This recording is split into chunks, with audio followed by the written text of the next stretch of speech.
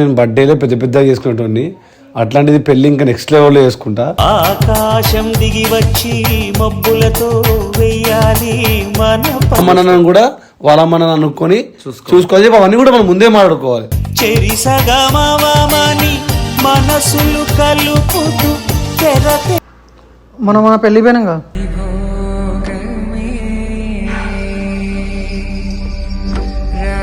నాదేం లేదు రా భయ్. ఫస్ట్ నా అకౌంట్లోకి 20 లక్షలు ఉన్నప్పుడు నా పైసలతో నేను నా పెళ్లి చేసుకోవాలి గ్రాండ్గా.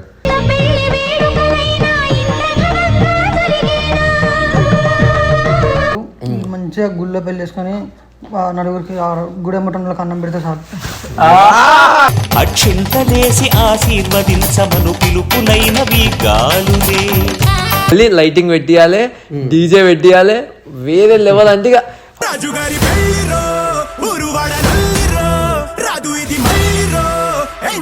పిలుస్తారా మిమ్మల్ని? మంచి మంచోళ్ళు వస్తారా మన పెళ్లికి?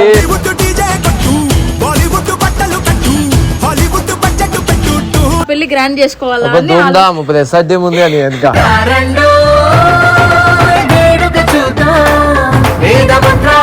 దేవరకొండ రష్మిక పెళ్లి చూసినప్పుడు అబ్బా పెళ్లి చేసుకుంటే ఇట్లా చేసుకోవాలనిపించింది.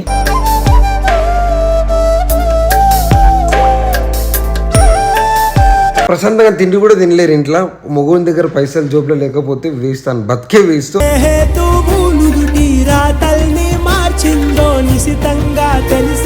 నలుగురికి పెట్టిన అన్నమైన ప్రశాంతంగా పెట్టి అందరం సంతోషంగా చేసుకుంటే చాలు, అంతే. ఎలాంటి బాధలు పెళ్లి చేసుకోవద్దు.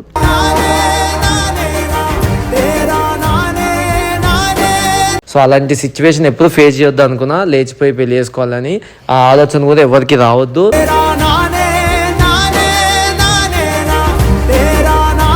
పోయి సూసైడ్ చేసుకోవడం, లేదంటే వేరే వాళ్ళని మర్డర్ చేయడం, ఇట్లాంటివన్నీ జరుగుతుంది.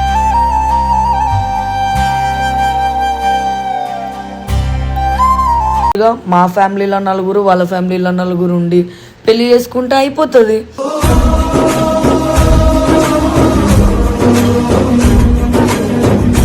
So hello guys, welcome back to our channel Moni official.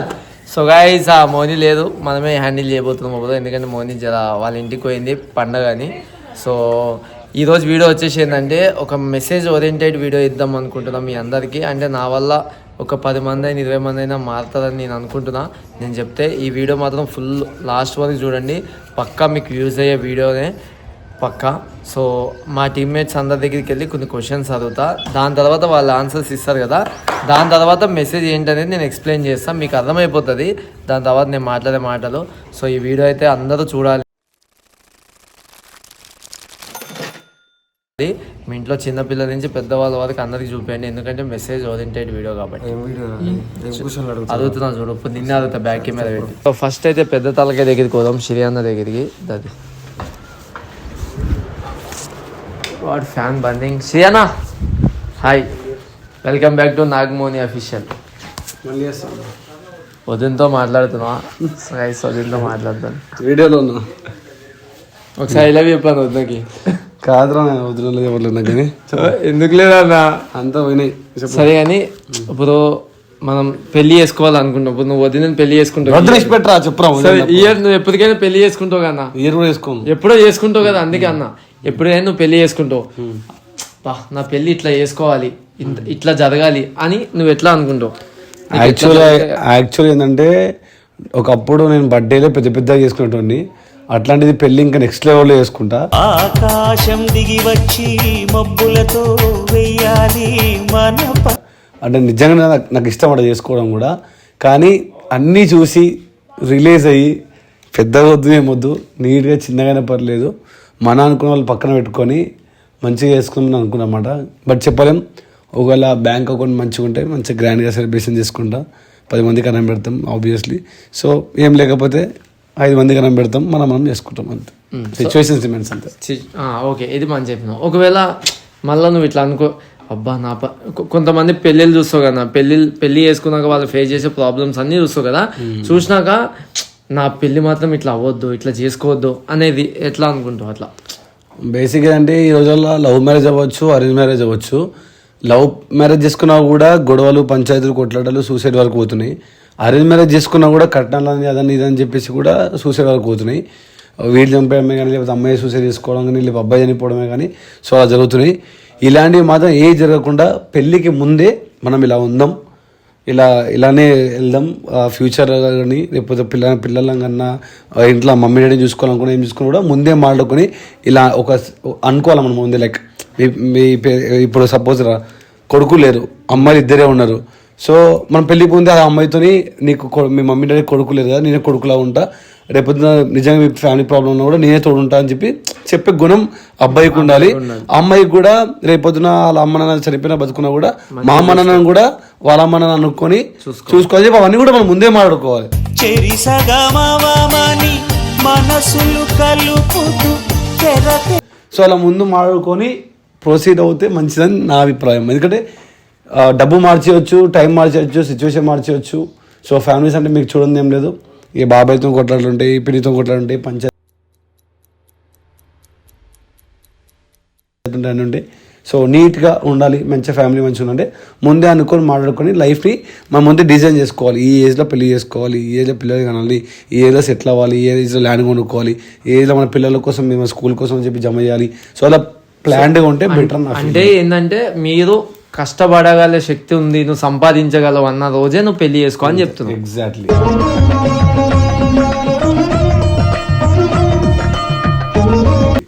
Okay, thank you అన్న, thank you for your information. మా వాళ్ళకి ఈరోజు మెసేజ్ ఓరియంటెడ్ వీడియో ఇద్దామని. ఇది ఏంటంటే చూడు, నువ్వు చాలా పెళ్ళిళ్ళు చూస్తుంటావు, నీకు కూడా పెళ్లి చేసుకోవాలని ఒక డ్రీమ్ ఉంటుంది, మీ బావని పెళ్లి చేసుకోవాలని. సో నీ పెళ్లి నువ్వు ఎలా చేసుకోవాలి అంటే, నా పెళ్లి ఇట్లా జరిగితే చాలా హ్యాపీగా ఉంటుందని నువ్వు ఎట్లా అనుకుంటావు? హ్యాపీ అని కాదు కానీ యాక్చువల్గా నాకు ముందు నుంచి ఒకటి ఉంది. అరేంజ్ మ్యారేజ్ అయినా లవ్ మ్యారేజ్ అయినా కూడా నేను సింగిల్ పేరెంట్ కాబట్టి మా అమ్మని ఇబ్బంది పెట్టొద్దు, రిజిస్టర్ ఆఫీస్కి వెళ్ళి చేసుకుందామని అనుకున్నా.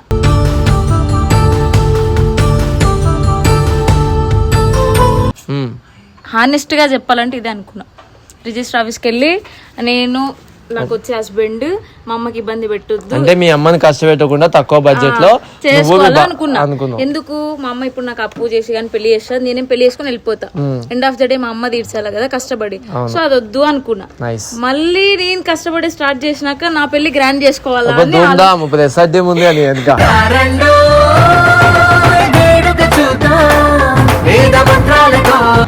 అందుకు నేను వర్క్ చేసి స్టార్ట్ చేసిన తర్వాత మంచిగా అంటే మా డాడీ లాస్ట్ అందరికన్నా కూడా మా డాడీని చనిపోయినాడు. సో లాస్ట్ పర్సన్ కూతురు కాబట్టి మంచిగా మా ఫ్యామిలీ అందరికి బట్టలు పెట్టి మంచి గ్రాండ్గా చేసుకోవాలా అనుకున్నా. ఇంకొకటి ఏమంటే ఇంక టీంలోకి వచ్చినాక మా వాళ్ళు వదలరు కాబట్టి ఇంకా గ్రాండ్ చేస్తారు, మొత్తం డీజే పెట్టి అవేమంటారు డ్రమ్స్. సో అందుకోసం అని చెప్పి ఇంకా నేను ఫిక్స్ అయిపోయినా, మొత్తం గ్రాండ్ చేసుకోవాలి. ఇంకా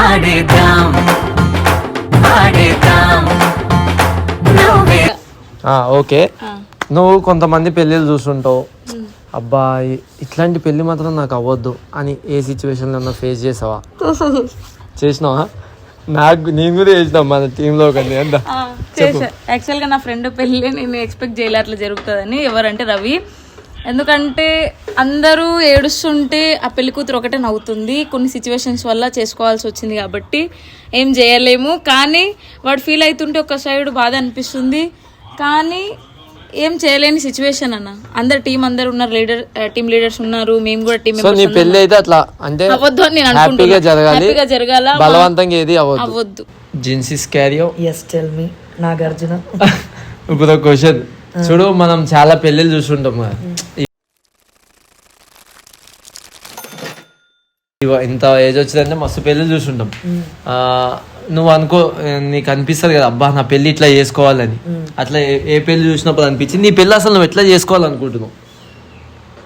నాకు ఏ పెళ్లి చూసినప్పుడు అనిపించింది తెలుసా, విజయ్ దేవరకొండ రష్మిక పెళ్లి చూసినప్పుడు అబ్బా పెళ్లి చేసుకుంటే ఇట్లా చేసుకోవాలనిపించింది.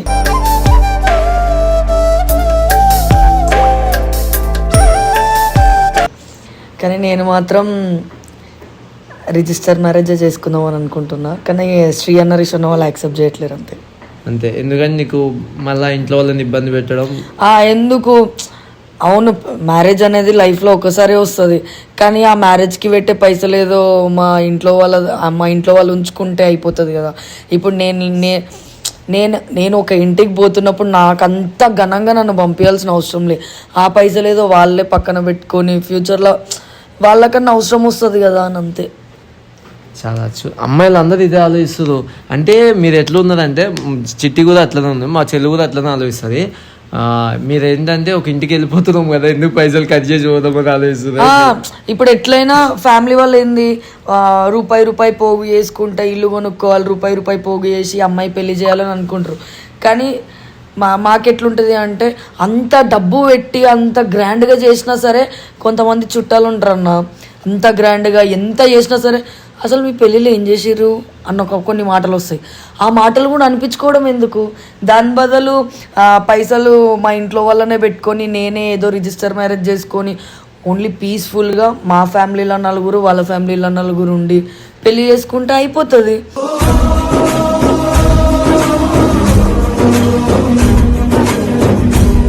ఇప్పుడు అటు నలుగురు ఇటు నలుగురు ఉంటే చాలు కదా నా పెళ్ళికి. మందలు వచ్చి మాటలు ధూమ్ధామ్ ఉండాలి మనది అని. నాకు బాయ్స్ అందరు ఇట్లా ఆలోచిస్తారు, గర్ల్స్ అందరు ఇట్లా ఆలోచిస్తారు అని నాకు ఈ రోజు అర్థమైంది. నాకు కూడా కొన్ని తెలిసే. అండ్ ఇంకొకటి కొన్ని మ్యారేజ్ చూస్తుండొచ్చు నువ్వు, లేదా నువ్వు కొన్ని అనుకోవచ్చు అబ్బా నా పెళ్లి మాత్రం ఇట్లా జరగవద్దు ఇంత అని. ఏ టైంలో నువ్వు ఫేస్ చేసావు? నా పెళ్లి సమ్మర్లలో జరగద్దు.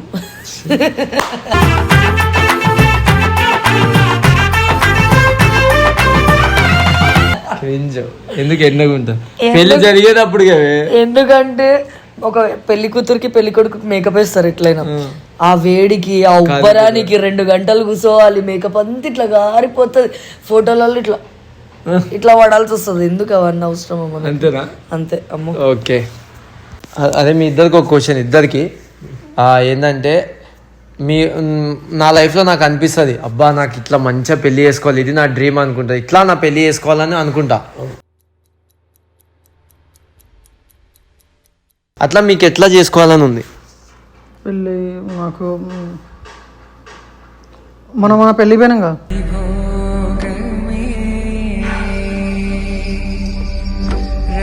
ఇంకా రాజశేఖర్ చాలా పెద్ద పెద్దోళ్ళు వచ్చారు. ఆల్మోస్ట్ సినీ అట్లా రావడం ఒకటి అయితే నువ్వు ఆ ఖర్చు నువ్వు పెట్టలేవు, నీకు ఎందుకు అంత కోరికలు? ఏమో ఒకవేళ అప్పటికి ఒకవేళ ఏదన్నా మంచిగా సెట్ అయ్యి మంచిగా ఓకే రా బాబు, నీది అంత పెద్ద కోరిక నాకే డౌట్ కొడుతుంది. నువ్వు చెప్పుదా. సో నాదేం లేదు రా బాయ్. ఫస్ట్ నా అకౌంట్లోకి 20 లక్షలు ఉన్నప్పుడు నా పైసలతో నేను నా పెళ్లి చేసుకోవాలి గ్రాండ్గా.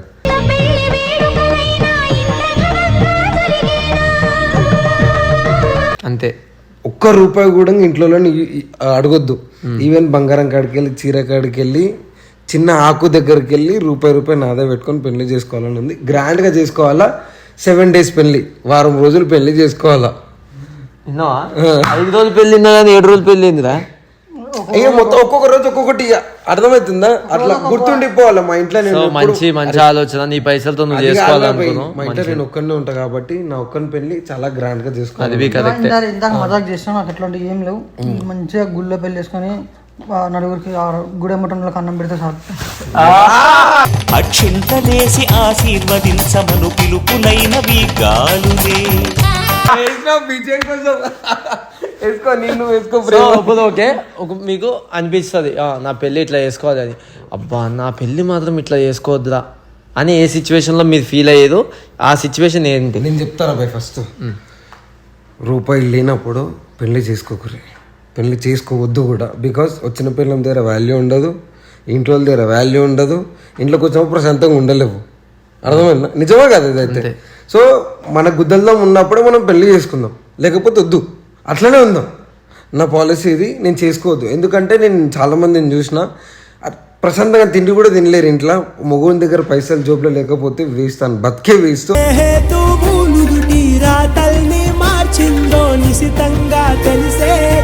అసలు భూమి మీద ఉండి కూడా లెక్క లేదా, అట్లుంటది. నువ్వుదా? నా పెళ్ళి మన అట్లా కావద్దు. ఎట్లంటే మన శంభో లెక్క కావద్దు. కర్ణ సంపేద్దాం రా అంటారు. అప్పుడు స్నేహం కోసం ప్రాణం పోని చెయ్యర యుద్ధాన్ని ప్రతిది మజాకే. నీ అట్లా నీకు అట్లా మజాక్ అయిపోయిందిరా. మజాకేంద్రా సీరియస్ సీరియస్ చెప్తుండే లేచిపోయి గీచిపోయి అట్లా లేచిపోయి అట్లాంటి పెళ్లిళ్ళు చేసుకోవద్దు. ఎందుకంటే రేపు పొద్దున్నే అది మెయిన్ రో. అది మన ఫ్యామిలీకి రిస్కే, వాళ్ళ ఫ్యామిలీకి రిస్కే. రేపు పొద్దున్నే ఇప్పుడు రోజు చూస్తున్నాను పాప, నిన్న కూడా ఒక అమ్మాయి వైష్ణవ అమ్మ అని ఆమె కూడా చంపేశారు. సో ఇట్లా రోజుకి ఎన్నో అవుతున్నాయి. సో ఎందుకు అందుకే లేచిపోయి పెళ్లి ఇట్లాంటివి ఏం చేసుకోవద్దు. ఏం చేసినా ఇంట్లో ఒప్పించి చేసుకోవాలి, పైసలు ఉన్నప్పుడు చేసుకోవాలి. మంచిగా ఇల్లు గ్రాండ్గా చేసుకోకపోయినా సర్లే, పెట్టి నలుగురికి పెట్టిన అన్నమైనా ప్రశాంతంగా పెట్టి అందరం సంతోషంగా చేసుకుంటే చాలు, అంతే. ఎలాంటి బాధలు పెళ్లి చేసుకోవద్దు.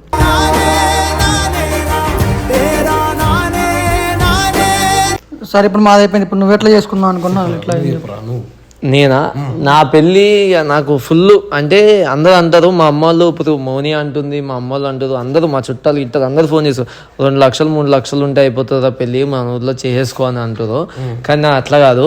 ఎందుకంటే నేను ఎల్కేజీ యూకేజీ నుంచి ఆ టైంలో మా డాడీ మమ్మల్ని హైదరాబాద్కి తీసుకుని వచ్చేసిండు. ఏం పైసలు లేవు, ఊరి నుంచి వెళ్ళిపోయారు ఇల్లు ఇక్కడ చేయలే. కానీ ఊరందరూ మస్తు మంది మస్తు మాటలు అనుకోరు.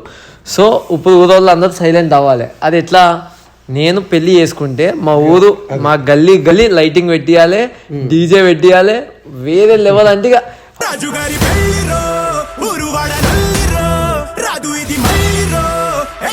అబ్బా నాకు గాడు హైదరాబాద్ నుండి ఊరికి వచ్చి ఇంత మంచిగా చేసుకుంటారా పెళ్ళి అనుకోవాలి.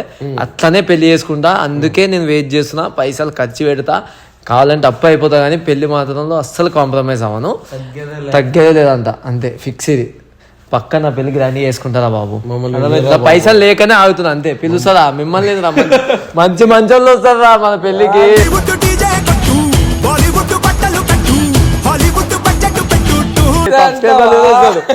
సో ఇప్పుడు ఏంటంటే అసలు యాక్చువల్గా మెసేజ్ ఓరియంటెడ్ వీడియో అన్నా కదా.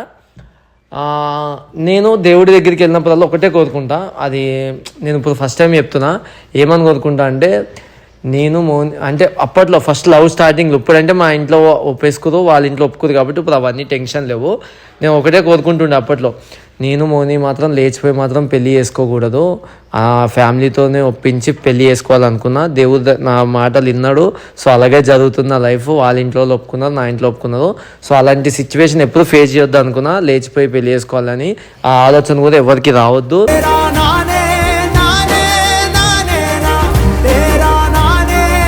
ఎందుకంటే కొన్ని ఎగ్జాంపుల్స్ మనం రీసెంట్గా చూస్తున్నాం న్యూస్లో గట్టా. సో అవన్నీ ఎగ్జాంపుల్స్ అనమాట. ఏంటంటే ఇప్పుడు రేపటి రోజున మనం లవ్ మ్యారేజ్ చేసుకుంటాం, ఇప్పుడు లవర్ కోసం వెళ్ళిపోతాం. వెళ్ళిపోయినాక రేపటి రోజున నేనంటే ఒక లవర్ కానీ ఒక గర్ల్ ఫ్రెండ్ కానీ బాయ్ ఫ్రెండ్ కానీ తిట్టినా కూడా ఆపోజిట్ వాళ్ళకి చెప్పుకోనికి, నీ బాధని షేర్ చేసుకోనికి కూడా నీ తోడు ఎవరు ఉండదు. ఫ్రెండ్స్ అనేటోళ్ళు కూడా దూరంగా ఉంటారు, మీ ఇద్దరే కలిసి ఉంటారు. కాబట్టి మీరు బాధను కూడా షేర్ చేసుకోకుండా మీలో మీరే కుమిలిపోయి సూసైడ్ చేసుకోవడం, లేదంటే వేరే వాళ్ళని మర్డర్ చేయడం, ఇట్లాంటివన్నీ జరుగుతుంది.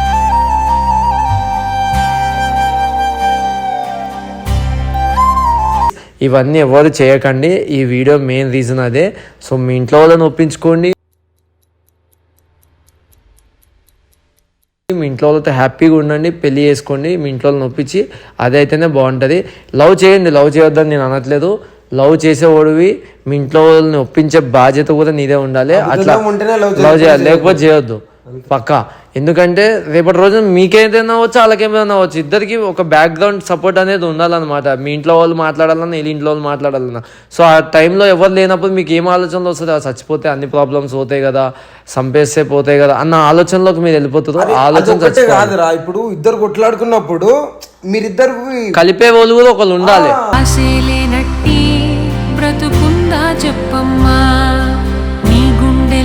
ఇప్పుడు మాకు మేము మోని కొట్లాడినాం అనుకో, మా ఫ్యామిలీస్ అక్కడ ఇక్కడ ఉంటారు. ఒకళ్ళు హైదరాబాద్లో, ఒకళ్ళు వైజాగ్లో ఉన్నా కూడా మమ్మల్ని కలిపేది శ్రీయాన్న పెద్ద మనిషిగా, శ్రీయాన్న అనే పర్సన్ మమ్మల్ని కలుపుతారు. సో అట్లా మీకు కూడా మీ లైఫ్లో ఏదైనా గొడవలు అయినా ఏదైనా చేసినా కూడా మిమ్మల్ని ఒకరు తోడుగా నీడగా ఒకరు ఉండాలి. సో మీరు విడిపోయినా కూడా మీకు ఫ్యామిలీ సపోర్ట్ ఉంటుంది, లేకపోతే బతికే మీరు ఈ క్వశ్చన్ అడగవచ్చు. ఒకవేళ అరేంజ్ మ్యారేజ్ చేసుకుంటాం బ్రో, అయినా గొడవలు అయితే, కట్నం గొడవలు అయితే అప్పుడు విడిపోతాం కాబట్టి అంటే ఇంట్లో వాళ్ళు ఉంటారు నీకంటూ, నడిచిపోతుంది అదంతా. కాకపోతే లవ్ మ్యారేజ్ చేసుకొని కొట్లాడుకొని విడిపోయిన తర్వాత నువ్వు రోడ్డు మీద బతకాలి ఆమె రోడ్డు మీద. ఎందుకంటే పెళ్లి చేసుకున్నావు కదా దెంగ అంటారు ఇంట్లోకి వెళ్ళి. సీతాకెళ్ళి వాళ్ళు పోమనకపోయినా కూడా నీకు కూడా అనిపిస్తుంది, అరే వాళ్ళని వదిలేసి వచ్చినాం కదా మళ్ళీ మనం ఎందుకు ఇంటికి పోవాలి అని నీకు కూడా అనిపించి నువ్వేం చేస్తావు, సీదా చచ్చిపోతామని ఫిక్స్ అయిపోతావు. సో ఫస్ట్ ఈ ఆలోచన చంపేసుకొని ఇంట్లో వాళ్ళని ఒప్పించుకోండి ప్లీజ్. ఇది నా రిక్వెస్ట్. నా గురించి ఒక 10 మంది చేంజ్ అయినా నాకు చాలా హ్యాపీ.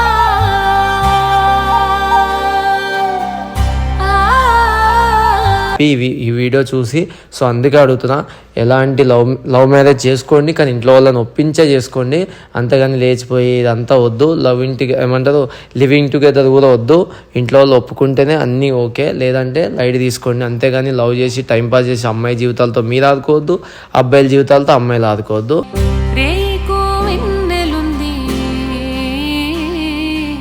ఈ వీడియో మీ అందరి కోసమే. సో ప్లీజ్ చేంజ్ అవ్వండి మైండ్ సెట్.